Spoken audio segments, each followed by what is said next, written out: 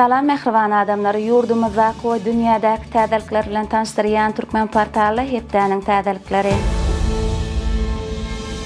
Türkmen portalı Hepdäniň täzelikleriniň şu sananyna. Türkmenistanda bütün dünya saglyk güni bellenildi. Türkmenistanyň prezidenti Ministrler Kabinetiniň nowatdaky mejlisini geçirdi. Türkmenistanyň halk maslahatynyň başlygy Gurbanoğlu Berdimuhammedow Arkadaş şäherine iş taparyny amala aşyrdy. Türkmenistanyň mejlisiniň başlygy sapar bilen Özbegistana bardy. Hayır Sahawat Gaznasynyň vice-prezidentiniň ýolbaşçylygyny Türkmen wekiliýeti sapar bilen Manaka bardy we beýlik habarlar. 5 aprelda Prezident Serdar Berdimuhammedow sanly ulgam arkaly Türkmenistanyň Ministrler Kabinetiniň nowatdaky mejlisini geçirdi. Mejlisde hasabatlar dinlenildi we şu ýylyň 1-nji çäreginde ýerine ýetirilen işleriň jemleri jemlenildi. Hökümet mejlisinde vice-premierler hemde Ministrler Kabinetiniň ýanynaky Ulug we Kommunikasiýalar Agentliginiň baş direktory gödäwçiligi edýän düdümlerine şu ýylyň ýanwar-mart aýlaryna alınıp berilen işler olaryň netijeleri barada hasabatlar berdi. Döwlet başçyny hasabatlar dinläp, milli ykdysadyýetyň pudoklaryna alınıp berilýän işler bilen baglykda degişli ýol başçylary anyk tapşyryklardyr görkezmeler berdi. Mejlisiň dowamyna bellenişi ýaly 2025-nji ýylyň ilkinji 3 aýyna Türkmenistanyň ykdysadyýetine önämli ösüş gadanylýar. Jemi içerki önümiň ösüşi 6,13 göterim derejede durnukly saklanyp gelýär. 7 aprelda Irdan Aşgabatda bütün dünýä saglyk güni münasibetli köpçüliklerin velosipedli ýürüýüş guruldy. Prezident Serdar Berdimuhammedowyň gatnaşmagyna geçirilen sport çäresi Köpetdagyň ajaýyp dağ etegi boýunça uzaýan saglyk ýolunyň başlanýan ýerinden badal galdy we şäheriň merkezi böleginde ruhyýet köşküniň ýanyna tamamlandy. Giňerimli sport çäresine hökümet agdalary, mejlisiň ýolbaşçylary, diplomatik wekilhanalarynyň wekilleri, türgenler, talipler hemde mektep okuwçylary gatnaşdylar. Köpçüliklerin velosipedli ýürüýüşler Arkadaş şäherine we Türkmenistanyň ähli welaýetlerine hem geçirildi. Mundan başga da 1-7 aprel aralygynda ýurtda durly mowduklaryň çäreler, şol sany maslahatlar, sergiler, wagz-nasihat çäreler we sport ýarşlary guruldy. Türkmenistanyň mejlisiniň başlygy Dünýägül Gulmanowanyň ýolbaşçylygyna Türkmen wekiliýeti Özbegistana iş saparyny amala aşyrdy. Saparyň çäklerini Türkmen wekiliýeti 5-9 aprel aralygynda Daşkent şäherine geçiriljek parlamentara birleşigiň 150-nji ýubiley assambleýasyna gatnaşdy. Forma 140-a goly ýurtdan parlamentarlar 50 sany halkara guramanyň wekiliýet agdalary gatnaşdy. Şeýlede saparyň çäklerini Türkmenistanyň mejlisiniň başlygy Dünýägül Gulmanowanyň Özbegistan Respublikasynyň Oly Majlisiniň senatynyň başlygy Narbaýewa, Oly Majlisiniň kanun çykarjy palatasynyň başlygy Ismoilow hemde Özbegistanyň prezidenti Şawkat Mirziýoýew bilen duşuklary boldy. Gepleşikleriň dowamyna iki ýurduň arasyndaky dostlukly gatnaşyklary dowam etmegiň meselelerine garaldy. Türkmenistanyň bilim ministrligi bilen Ýaponiýanyň öňde barjy ýokary okuw mekdepleriniň biri bolan Tsukuba Universitetiniň arasynda vodarod energiýasy boýunça bilelikdäki ilmi barlyklary babatda hyzmatdaşlyk etmek baradaky özara düşünişmek hakyny ähdnama gol çekildi. Gol çekilen resmi nama Türkmenistan bilen Ýaponiýanyň arasynda bilim ulgamyna hyzmatdaşlygyň nowatdaky möhüm tapgyry bolup, onuň esasy maksady vodarod energetikasy ýaly geljegi uly we dünýäde möhüm orny eýeleýän gurda bilelikdäki ilmi barlyklary geçirmekden, şeýle-de ekologiýa taýdan arasda we durnukly energetika tehnologiýalaryny ösdürmekden ibaretdir. Bütün dünýä gümrük guramasynyň wekiliýeti Türkmenistana sewitleýin okuw merkezini döretmek bilen bagly strategik mailnamalaşdyryşy taýýarlamak maksady bilen Aşgabatda saparda boldy. Bütün dünýä gümrük guramasynyň bilermenleri Türkmenistanyň döwlet gümrük gullugynyň ýanynaky okuw merkezine okuw işine baha bermek, bu ýerde sewitleýin okuw merkezini döretmek hemde onuň geljekde netijeli işlemek babatda meseleleri ara alyp maslahatlaşmak üçin duşuklaryna geçirdiler. Daşar yurtdaky türkleriň we kowumdaş jemaatlaryň işleri baradaky müdürlügiň başlygy Abdullah Eren we onuň ýanynda bolýan wekilet 7 aprelde Aşgabatda resmi sapar bilen geldi. Saparyň dowamyna türk wekileti bir näçe duşuşyklary geçirdi hemde paýtagtyň bilim we medeniyet deskalaryna barıp gördi. Jurnalistlere beren interwýusynda Abdullah Eren Türkmenistan türk medeniyeti we taryhy nukdaý nazaryndan ören mühim ähmiýete eder. Bu sebepden ýagny Horasandan we Xorazmdan Türk İslam taryhyny uly ýytgallaran meşhur alimler, görnükli siýasatçylar we beýik döwlet işgärleri çykanlar diýip Türkmenistanyň türk halky üçin ähmiýetini nykdy. Gurbanuly Berdimuhammedow adyna howanarlyga mätäs çağalara himayet bermek boýunça Hayır Sahabat Gaznasynyň bejeriş işleri boýunça vice-prezidenti Oguljahan Atabaýewanyň ýol başçylygyna Türkmenistanyň wekileti ýakynna Manaka knyazlygyna iş saparyny amala aşyrdy. Saparyň çäklerini Manaka knyazlygynyň milli geňeşiniň başlygy Thomas Presse bilen duşuşyk geçirildi. Onuň dowamyna saglyk goraýyş, daş gurşawy goramak ulgamlarynyň we bu ugurdaky halkara gatnaşyklaryň meseleleri boýunça pikir alşyldy. Şeýlede Türkmen wekiletining Manaka knyazlygynyň şahzadasy Albert II bilen duşuşygy boldy. Duşuşykda sport, sagdan durmuş ýöreglerini puhtalandyrmak bilen bir hatarda parahatçylykly gatnaşyklary işçiňleşdirmek, halklaryň arasyndaky dostsugylyk gymmatlygyna laýyk gelýän ýöregleri ösdürmek meselelerini garaldy. Türkmenistanyň bilim ministri Jumamurat Gurbangaliyew bilen Türkiýanyň daşary ýurtdaky türkleriň we kowumdaş jemaatyň işleri baradaky müdürlüginiň başlygy Abdullah Ereniň arasynda duşuşyk geçirildi. Duşuşygyň dowamyna taraplar bilim ulgamyna iki tarapdaýyn hyzmatdaşlar giňeltmek meselelerini ara alyp maslahatlaşdylar. Duşuşyga gatnaşçylar ýurtlaryň arasyndaky gatnaşyklaryň birek-birege hormat goýmak, deň hukuklyk hemde taryhy medeni umumlyklara esaslanýanlygyny aýratyn nyktadylar. Şunda ýokary we hunar bilimi, akademik we talipleriň arasynda alys çalyş şeýlede ilmi hyzmatdaşlyk gatnaşyklary ösdürmegiň ileri tutulýan ugrulary hökmünde ketgiýlenildi. Birleşen Milletler Guramasynyň Ýewropa Ykdysady Komissiýasynyň 71-nji mejlisiniň çäklerine vice-premier Hojamrat Gellimradowyň ýol başçylygyna Türkmenistanyň wekileti bir näçe duşuşyklary geçirdi. Ýewropa Ykdysady Komissiýasynyň ýerine ýetiriji sekretary Tatyana Malchan bilen geçirilen duşuşygyň dowamyna taraplar Türkmenistan bilen Ýewropa Ykdysady Komissiýasynyň arasyndaky hyzmatdaşlygyň şol sana durnukly ösüş söwda, daşky gurşaw, ulug we energetika ugrularyna özara gatnaşyklaryň mümkinçilikleri barada pikir alşdylar. 7-8 aprelde Türkmenistanyň Saglyk goraýyş we derman senaty ministrliginiň halkara okuw ilmi merkezine sanly ulgam arkaly saglyk goraýyş boýunça 12-nji Türkmen-German forumy geçirildi. Bu 2 günlük foruma Germaniýa Federatiw Respublikasynyň öňdewarjy klinikalarynyň professorlary we lukmanlary, şeýle hem Türkmenistanyň saglyk goraýyş edaralarynyň köp sanly hunarmenleri gatnaşdylar. 9 aprelde Türkmen halkynyň milli lideri Türkmenistanyň halk maslahatynyň başlygy Gurbanuly Berdimuhammedow Arkadaş şäherine iş saparyny amala aşyryp, bu ýerde täze şäheriň gurulşygynyň 2-nji tapgyryna alınıp berilýän işler bilen tanışdy we ugurdaş düzümleriň ýol başçylarynyň gatnaşmagyna iş maslahatyny geçirdi.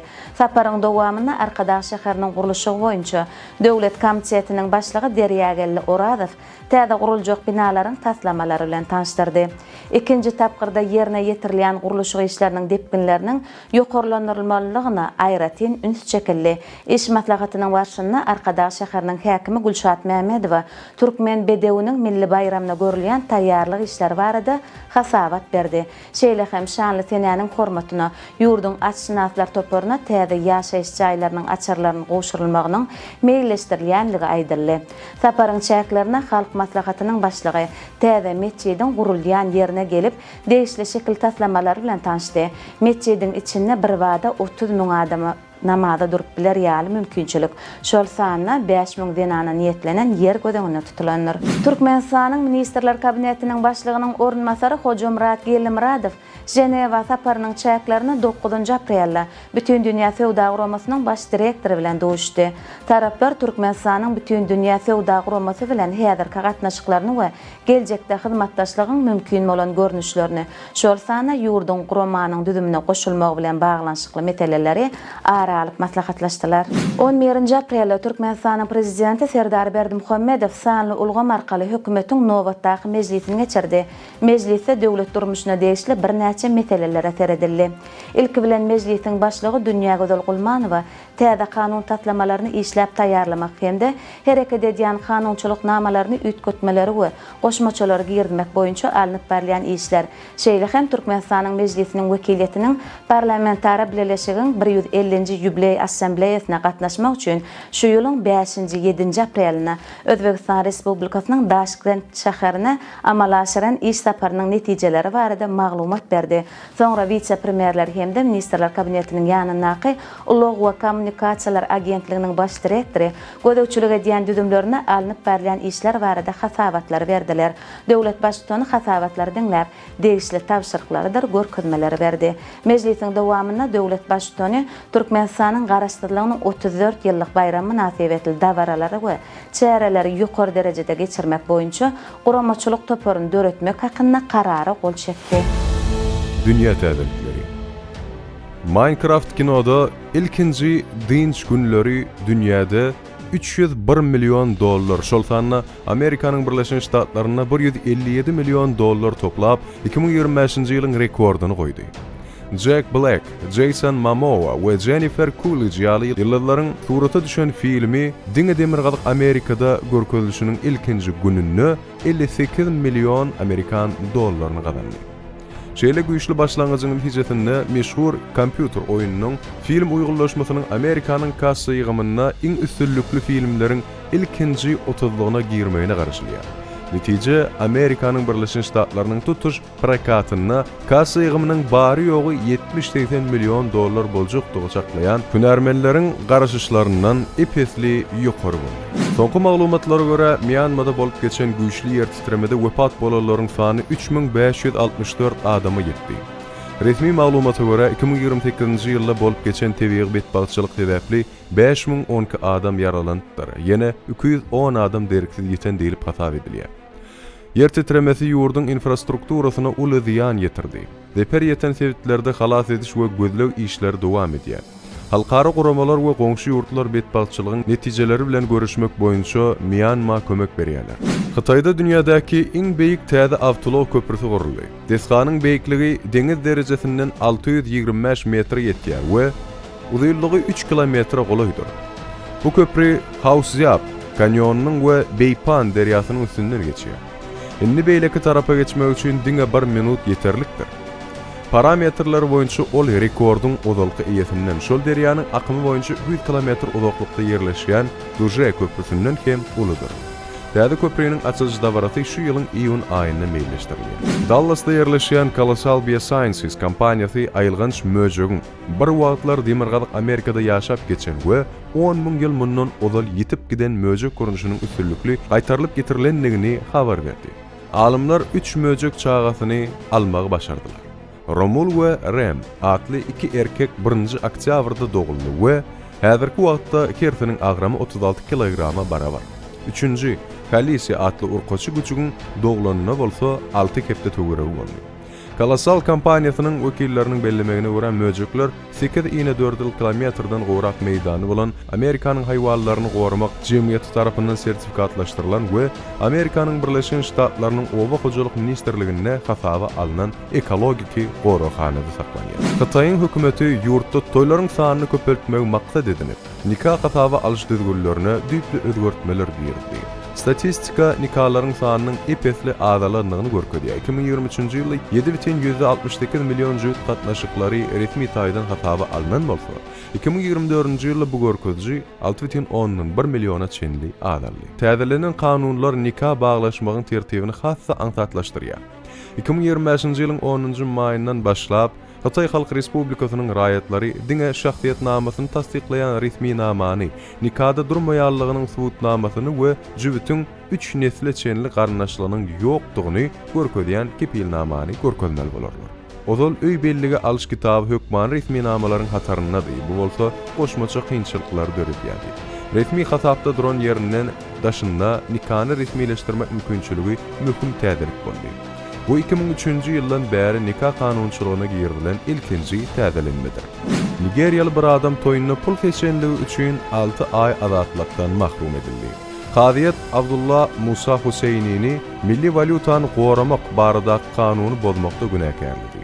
Derňeň ýyzy çykarmagyna görä toý dawarasynda günäkärlenýän pullary töweregine seçdi.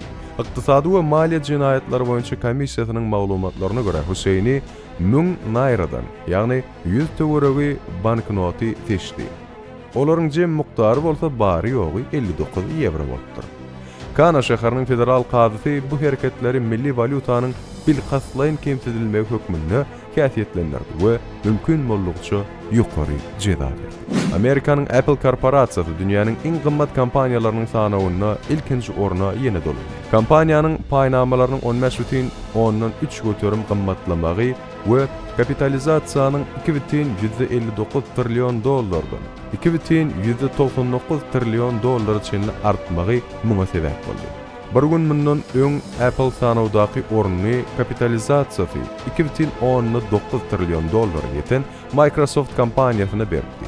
Emma aradan bir gün geçmänkä öňki orny gaýtdy. Sport täzelikleri. Washington Capitals'ın Russiýalyk hüjümçisi Aleksandr Ovechkin Milli Hockey Ligasynyň dowamly çempionatyny 895-nji şaýbasyny geçirip bu gurda Kanadaly rowaýaty hokkeýçi Wayne Gretzky'nin rekordyny täzeledi. Täze rekordy ýekşenbe güni mihmançylykda New York Islanders bilen oýunyna hasaby alındy.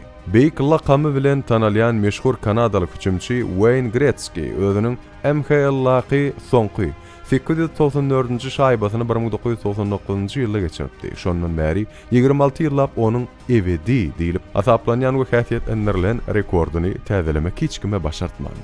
Allanur Dayanjew karýerasynda ilkinji gedek tennis boýunça Türkmenistanyň çempionu diýen ada eýe boldy. Ol final duşşugyna geçen ýylky ýeňiji Meylis Orazmuhammedowdan 7-5 hasabyna üstün çykdy. Dayanjew Aşgabat Köpügürli stadionunyň tennis meydançalaryna geçirilen ýarışda önemli ýeňiş galandy. Çempionata Ahal, Daşowy, Lebap, Mar vilayatlaryndan we Aşgabatdan 114 turgun gatnaşdy.